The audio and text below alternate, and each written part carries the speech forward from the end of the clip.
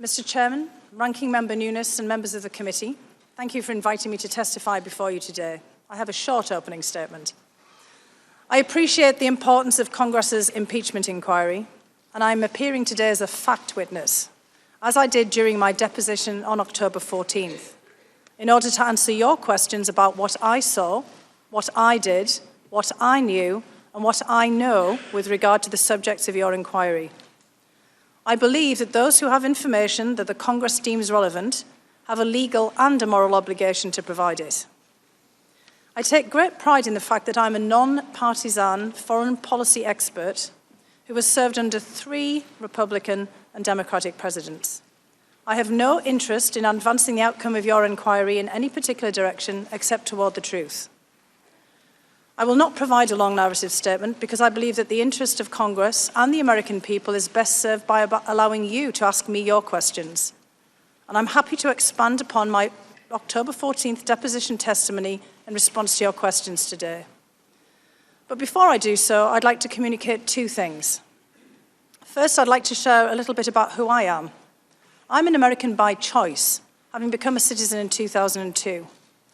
I was born in the northeast of England, in the same region that George Washington's ancestors came from. Both my region and my family have deep ties to the United States. My paternal grandfather fought through World War I in the Royal Field Artillery, surviving being shot, shelled and gassed before American troops intervened to end the war in 1918. During the Second World War, other members of my family fought to defend the free world from fascism alongside American soldiers, sailors and airmen. The men in my father's family were coal miners, whose families always struggled with poverty. When my father, Alfred, was 14, he joined his father, brother, uncles and cousins in the coal mines to help put food on the table. When the last of the local mines closed in the 1960s, my father wanted to emigrate to the United States to work in the coal mines in West Virginia and Pennsylvania. But his mother, my grandmother, had been crippled from hard labor, and my father couldn't leave. So he stayed in northern England until he died in 2012. My mother still lives in my hometown today. While his dream of emigrating to America was thwarted, my father loved America, its culture, its history, and its role as a beacon of hope for the world. He always wanted someone in the family to make it to the United States. I began my university studies in 1984, and I just learned that I went to the same university as my colleague here, Mr. Holmes, in St Andrews in Scotland. I just thought I would add that. And in 1987, I won a place on an academic exchange to the Soviet Union. I was there for the signing of the Intermediate Nuclear Forces, or INF Treaty, and when President Ronald Reagan met Soviet leader Mikhail Gorbachev in Moscow. This was a turning point for me. An American professor who I met there told me about graduate student scholarships to the United States, and the very next year, thanks to his advice, I arrived in America to start my advanced studies at Harvard. Years later, I can say with confidence that this country has offered me opportunities I never would have had in England. I grew up poor, with a very distinctive working-class accent. In England, in the 1980s and 1990s, this would have impeded my professional advancement. This background has never set me back in America. For the best part of 3 decades, I've built a career as a non-partisan, non-political national security professional, focusing on Europe and Eurasia, and especially the former Soviet Union.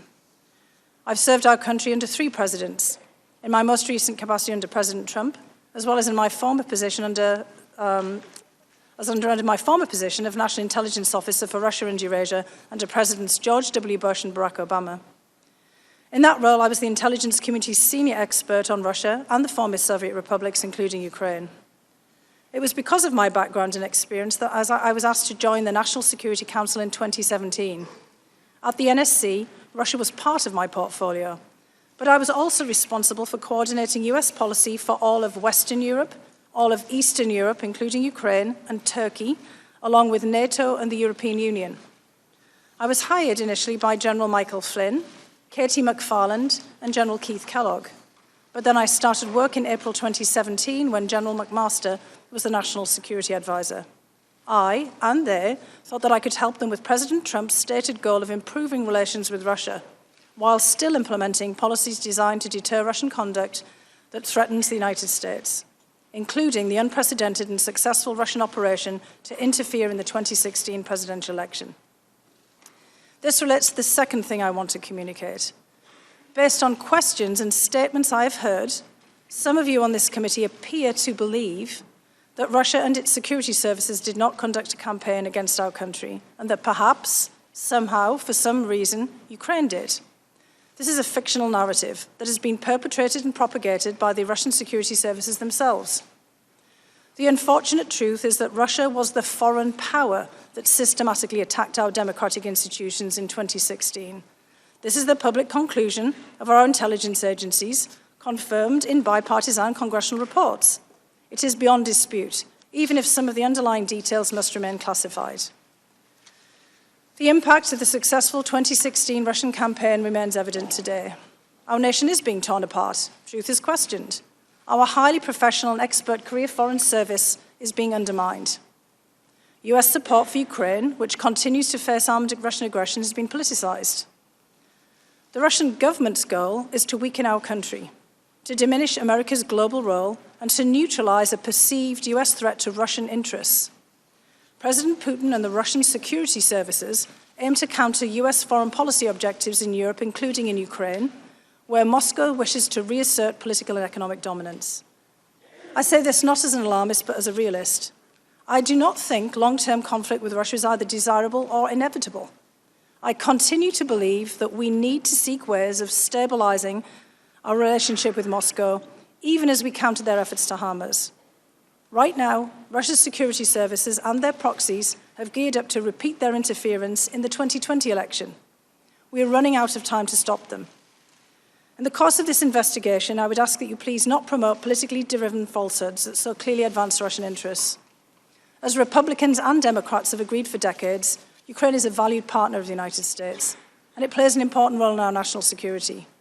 And as I told the committee last month, I refuse to be part of an effort to legitimize an alternate narrative that the Ukrainian government is a US adversary and that Ukraine, not Russia, attacked us in 2016.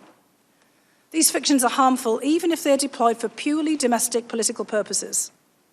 President Putin and the Russian security services operate like a super PAC. They deploy millions of dollars to weaponize our own political opposition research and false narratives.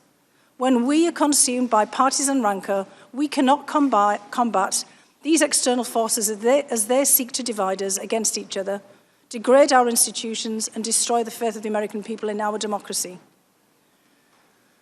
I respect the work that this Congress does in carrying out its constitutional responsibilities, including this inquiry, and I'm here to help you to the best of my ability.